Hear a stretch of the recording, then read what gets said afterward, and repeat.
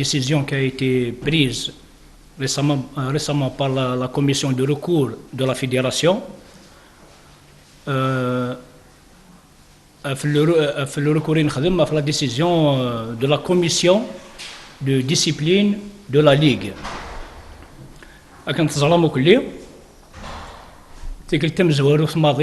Bon, tout d'abord, pour ne pas alourdir trop les débats, donc brièvement. Donc, après les déclarations du président, la commission de discipline de la Ligue donc, s'est saisie du dossier sur demande de la Ligue de football et non de la fédération. Chérif Mellal a été entendu, on était présent à la commission de discipline, on a développé nos arguments, on a défendu le dossier. Malheureusement, la commission de la Ligue nous a condamné le président à 2 ans de suspension de toute activité avec proposition de radiation, défalcation de 3 points pour la saison actuelle, plus 1 million de dinars d'amende et aussi match gagné, mais malheureusement les 3 points ne sont pas attribués ni pour nous ni pour l'équipe adverse qui est le Kaba. On a fait un recours à la commission de discipline de la fédération et cette fois-ci, on a déposé 2 mémoires conséquents.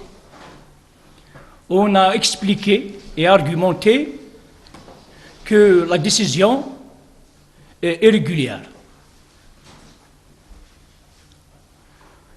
Et pour vous dire, bien avant que la décision soit rendue, j'ai dit au président qu'on ne doit pas trop compter sur la commission de recours. Je lui ai même dit, on a la chance de récupérer les 3 points, défalcation de 3 points. Mais autre chose, je ne crois pas. Je lui ai même dit que, je l'ai dit même devant la presse, à 2 reprises, qu'on ira loin dans cette affaire. Effectivement, la décision a été rendue et, croyez-moi, je n'étais pas étonné, comme si je m'attendais d'avance, et le président aussi s'attendait à ça. Donc, la commission de recours a revu un petit peu la décision et elle est donc rendue publiquement, à savoir la confirmation de la suspension du président à 2 ans d'activité, sauf que cette fois-ci, il n'y a pas de proposition de radiation. 1 million de dinars d'amende, toujours.